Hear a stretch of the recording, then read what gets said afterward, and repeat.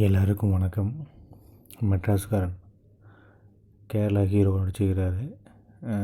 அப்புறம் கலையரசன், அப்புறம் big pass Aishwarya, அப்புறம் ஹீரோயின் புதுசு, பல ஒரு ஆக்டர் கூட்டமே இருக்குதுங்க படத்தில். அவ்வளோ பேர் நடிச்சிருக்காங்க. ஃபஸ்ட் ஹாஃபு பயங்கர ஸ்பீடாக போயிடுது. படம் 2 மணி நேரம் தான். ஃபஸ்ட் ஹாஃப் நல்லா ஸ்பீடாக போயிடுது. செகண்ட் ஹாஃப் பார்த்திங்கன்னா கொஞ்சம் லாஜிக் மிஸ்டேக்கு கொஞ்சம் இழுத்துருக்காங்க. ஃபஸ்ட் ஹாஃப் போன மாதிரியே செகண்ட் ஹாஃபும் போயிருந்ததுன்னா படம் வேறு லெவல் படங்க. அதே மாதிரி பேக்ரவுண்டு மியூசிக் ஜம்முன்னு இருக்குது. பாட்டும் அதே மாதிரி ஒரு 3 பாட்டோ 2 பாட்டோ வருது. 3 பாட்டு வருதுங்க. ஒரு கல்யாண பாட்டு, ஒரு ரொமான்டிக் பாட்டு, ஒரு ஃபீலிங் சாங்கு. 3மே நல்லா தான் இருக்குது, கேட்குற மாதிரி இருக்குது. அது என்ன ரொமான்டிக் மட்டும் கொஞ்சம் பார்க்க முடியாது, ஃபேமிலியோடு பார்க்க முடியாது, கொஞ்சம் கிளாமராக இருக்குது. அதை பழைய ரீமேக் சாங்கு காதல் சடுகுடு அந்த பாட்டு கொஞ்சம் ரொமான்ஸ் அதிகமாக இருக்குது. அதனால் அதை பார்க்க முடியாது, ஃபேமிலியோடு உட்காந்து பார்க்க முடியாது. அதுக்கு மேலே நீங்கள் புரிஞ்சுக்குங்க. அப்புறம் படம் ரொம்ப லேகாக போகுதுங்க செகண்ட் ஹாஃப். அது மட்டும் தான் மிஸ்டேக்கு, லாஜிக் மிஸ்டேக்கு. நிறையா லாஜிக் மிஸ்டேக் இருக்குது. அது ஹீரோ ஜம்முன்னு நடிச்சிருக்காப்புல. அவருக்கு நல்ல ஃப்யூச்சர் இருக்குதுங்க. கேமரா ஒன்று இருக்குதுன்னு எதிர்பார்க்காம ஒரு ஆக்டிங் அப்படிங்கிறது இப்படி தான். அவர் ஃபீல் பண்ணாரா நம்மளை ஃபீல் பண்ண வச்சிடறாரு. அவர் கஷ்டப்பட்டு முன்னுக்கு வந்த ஃபேமிலி கஷ்டப்பட்டு முன்னுக்கு அவங்க ஊருக்குள்ளே அவங்க அப்பாவுக்கு பேர் வாங்கி கொடுக்கணும் கல்யாணம் பண்ண போகிறாரு. அது ஒரு சின்ன மிஸ்டேக்கினால் அது நடந்து போயிடுது. அது செகண்ட் ஹாஃபில் பார்த்திங்கன்னா அதுக்கு இதுவாக இருக்குமான்னு அங்கே எங்கேயும் முடிச்சு போட்டு கடைசியில் பார்த்திங்கன்னா கிளைமேக்ஸ் முடிக்கிறப்ப ட்விஸ்ட்டு பூரா முடிக்கிறப்ப பார்த்திங்கன்னா சப்புன்னு முடிச்சிட்டாரு டைரக்டரு மோகன்தாஸ். அவர் இன்னும் கொஞ்சம் வேறு ஏதாட்டு வச்சுருக்கல, அவசரப்பட்டார். சிம்பிளாக முடிச்சிட்டாரு. ஏன்னா இவ்வளோ ட்விஸ்ட்டு ஒரு மனுஷனோட வாழ்க்கை ஒரு சின்ன விஷயத்தினால தலைகீழாக மாறுது அப்படிங்கிற மாதிரி கொண்டு போயிட்டு இருக்கிறாரு. இடையில ஜாதி பிரச்சனை கொண்டு வந்தார். ஐயோ, இந்த நீலம் அந்த கலையரசன் வேறு இருக்கிறாருங்களா, நீலம் போலீஸ்ன்னு அவங்க குரூப் சேர்ந்து ஜாதி படம் எடுத்துட்டாங்க தெரியுதுன்னு நினச்சேன் நான். அப்புறம் பார்த்தா அதுவும் இல்லை. ரிவெஞ்ச் ஸ்டோரியானு பார்த்தா அதுவும் இல்லை. கடைசியில் பொசுக்குன்னு ஒன்று சிம்பிளாக ஒரு வேலையை முடிச்சிட்டாரு.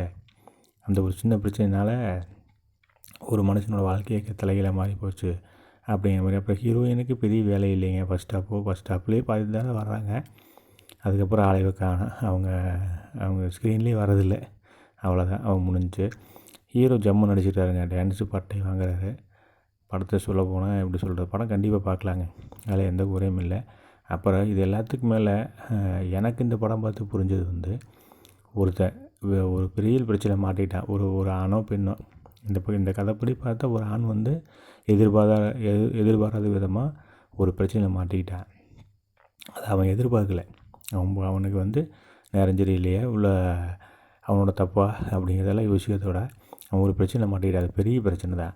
அந்த பிரச்சனையிலேருந்து அவன் வெளியே வரணுன்னா அவங்க கூட எல்லோரும் நிற்கணும் அப்படிங்கிறதாங்க இது ஃபஸ்ட் ஹாஃப் உணர்த்தும்.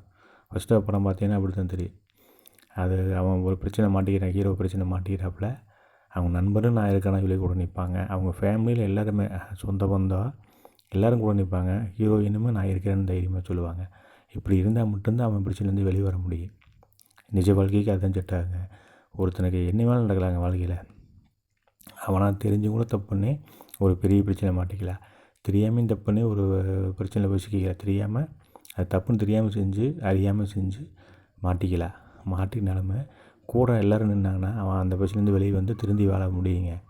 ஆனால் இங்கே நம்ம என்ன பண்ணுறோம் அப்படின்னா, ஒருத்தன் தோற்றுட்டான் தப்புன்ட்டான்னா நம்ம சுற்றி இருக்கவங்களாம் பெரிய யோக்கிய மாதிரி அவனை கழட்டி விட்டுறாங்க. அவனை கழட்டி விட்டதுக்கப்புறம் அவன் என்ன பண்ணுறான், மனசு உடைஞ்சு போய் மனசு வருத்தமாகி தற்கொலை முடிவுக்கு போகிறேன். இது இங்கே இருக்குது. இந்த நிஜ வாழ்க்கையில் அதுதான் உண்மையாகுது. பணம் வச்சுருக்கவே என்ன தப்புனாலுமே கூட நின்று செஞ்சுக்க போகிறாங்க. பணம் இல்லாதவன் நான் பண்ண தப்பை ஒத்துக்கிட்டு தெரிஞ்சிருந்தாலுமே அவனை ஒத்துக்காமல் ஒதுக்குது இந்த உலகம். அவன் தற்கொலை முடிவுக்கு போகிறான். இதுதான் நிஜ வாழ்க்கையில் நடந்துகிட்ருக்குது. இந்த படத்தில் அதான் சொல்ல வராங்க. நான் கடைசியாக முடிச்சது சப்புன்னு முடிச்சிட்டாங்க. படம் நல்ல படங்க, பார்க்கலாங்க. ஒரு டைம் மேலே ஃபேமிலியோடு பார்க்கலாம். பெருசாக அந்த ஒரு பாட்டு மட்டும்தான் ஆபாசம். அப்புறம் டபுள் மீனிங்கோ இல்லை ரொம்ப ரொமான்ஸ் அதெல்லாம் எதுவுமே இல்லை. ஃபேமிலி சென்டிமெண்ட்டு தான். ஹீரோ சூப்பராக நடிச்சிருக்காரு.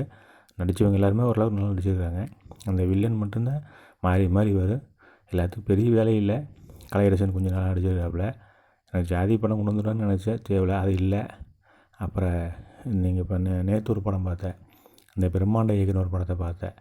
அந்த படம் பார்க்குறதுக்கு இது எவ்வளவோ பரவாயில்லைங்க. 500 கோடி செலவு பண்ணேன், 300 கோடி செலவு பண்ணேன்னு சொல்லி அந்த படத்தை பார்க்குறதுக்கு இந்த படம் எவ்வளவோ பரவாயில்லைங்க. ஜம்முன்னு பண்ணிக்கிறாரு.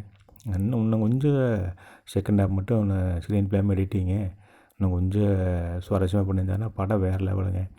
ஆனால் அதுக்கு நீங்கள் கேம் சேஞ்சருக்கு இது எவ்வளவோ பெட்டருங்க. கேம் சேஞ்சர் 1%னா இது 100%ங்க படம். கண்டிப்பாக அதுக்கு இந்த படம் பார்க்கலாங்க. இப்போ வெறும் பிரம்மாண்ட இயக்குனர் அப்படி இருக்குது இப்படி இருக்குது, இப்போ பாட்டுக்கெல்லாம் பிரம்மாண்டம் பண்ணி ஹீரோயினுக்கு துணி கொடுக்காம ஆட வச்சு இப்படி காமிச்சு படத்தை மொக்கையாக இருக்கிறதுக்கு இது ஒன்றும் இதில் ஒரு அசிங்கம் இருக்குது. அசிங்கமான பாட்டு இருக்குது, ஃபேமிலியோடு கொஞ்சம் பார்க்க முடியாது அந்த பாட்டு. அந்த பாட்டை தூக்கிட்டிங்க அப்படின்னா படத்தில் ஆரம்பத்துலேருந்து கடைசி வரைக்கும் ஃபஸ்ட் ஹாஃப் போகிறது தெரியாதுங்க. ஃபஸ்ட் ஹாஃப் இன்ட்ரோல் வரது தெரியாது. செகண்ட் ஹாஃப் மட்டும்தான் கொஞ்சம் லேகாமல் லாஜிக் மிஸ்டேக்காகவும் நிறையா இருக்குது. ஆனால் படம் நல்லா இருக்குது. ஹீரோ ஜம்முன்னு பண்ணிக்கிறார். அவருக்கு பிரைட் ஃப்யூச்சர் இருக்குது. நான் அடித்து சொல்கிறேன். அவர் ஜம்முன்னு ஆடியன்ஸ் படத்துலேயே சூப்பராக பண்ணியிருப்பாப்புல. இந்த படத்துலேயும் செம்மையாக பண்ணிக்கிறாரு. அவருக்கு என் வாழ்த்துக்கள். டைரக்டரும் இன்னும் கொஞ்சம் கற்றுக்கணும். செகண்ட் ஹாஃப் மட்டும் கொஞ்சம் சொதப்பிட்டார். இன்னுமே கொஞ்சம் எடிட்டிங்கு இதெல்லாம் பண்ணி மியூசிக் சூப்பராக பண்ணிக்கிறாங்க. பாட்டும் சரி, பேக்ரவுண்ட் மியூசிக்கும் சரி. அது கிளைமேக்ஸில் ஒரு ஃபைட் வரும், கலையரசனுக்குமே ஹீரோவுக்குமே ஃபைட்டு வரும். பஸ் ஸ்டாண்டுக்குள்ளே எடுத்துருப்பாங்க. அது சூப்பராக இருக்குங்க. இப்போ எல்லா சீனுமே பார்த்தீங்கன்னா நேச்சுரலில் தானே எடுத்துருக்காங்க. ஒரு பொதுமக்கள் government hospital, bus stand, road அப்படின்னு எல்லாமே எடுத்துகிட்டு சூப்பராக கேமரா ஒர்க்கு, விஷுவல் எல்லாமே சூப்பராக பண்ணியிருக்காங்க.